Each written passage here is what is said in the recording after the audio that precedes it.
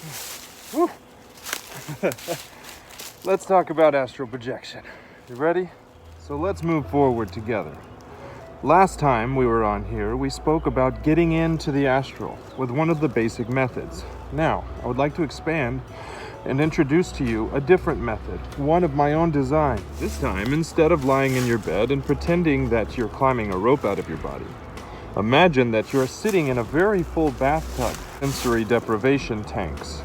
The sensory deprivation tank is something that makes it where you can't feel your body.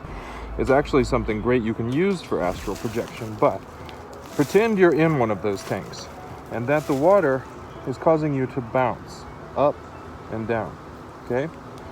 So here is your center where your body lives. When you pretend you float down, you try to take your energy and imagine your energy actually pulling behind you and down. Then, on the float up, you pretend the same thing, that your energy is leaving from the body up. And you continue to do this. And here's what's going to happen. Floating up, floating down.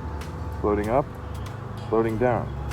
Floating up, floating down. And then on one of those, floating up, gunzo. Yeah.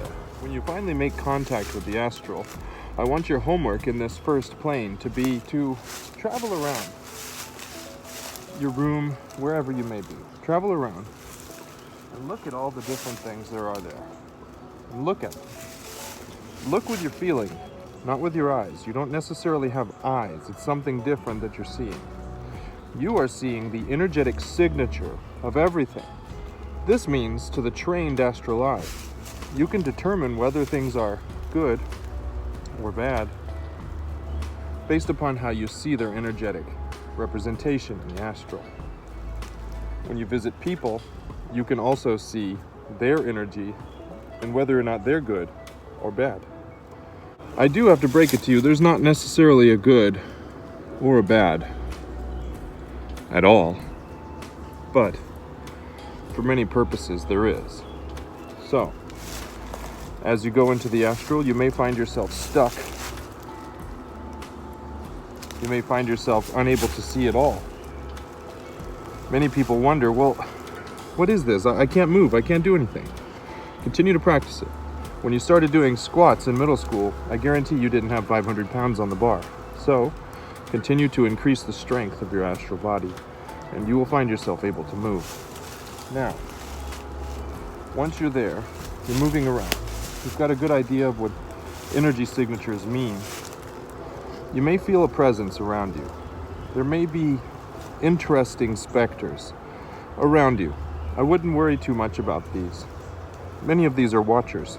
They're there to see what you're doing, see where you go. Many of them are actually just a piece of you that you have projected into the existence.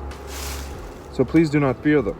Like I said last week, fear will cause you to go down in vibration, and that's when you can possibly have some issues occur. So please do not be afraid. There's nothing to fear. If you are approached by an entity, all you have to do is ask it its intention. Why are you here? What's your intention? And then, if it gets really scary, you can invoke the name of Yeshua, and it will cause them to leave you alone. More on this later. In this base form of the astral, you can travel around the world searching for clues, searching for certain things that you've always been looking for, like the lost city of Atlantis. If you try hard enough, you can find some secrets and bring them back to us here and help us to figure out what's going on. The problem with it is many people won't believe you, but that's not our problem. Our goal here is to ascend enough of us astral projectors to the crown.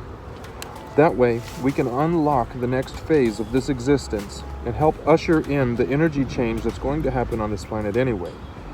It needs us, and we need to be there for it. And many things come along with that. We need to be spiritually right where we're supposed to be. We have to ditch all the problems, the sex, the lust, the things that bother us. If you're a thief or if you're if you have an issue, break the issue. You've come here over and over and over again to break these issues, and if we don't break them this time, I fear we may not have another chance. So it's time. Perfect this. Spiritually, get yourself on a good level. Go into this astral. I know it doesn't seem like we're getting very advanced right now, but that's because this is the beginning. We're going to get there. And if you stay with me, I will help you reach a new level of your spirituality so that you can feel complete and whole and finally help those around you. Because in this world, we're designed to help. We're not designed to take.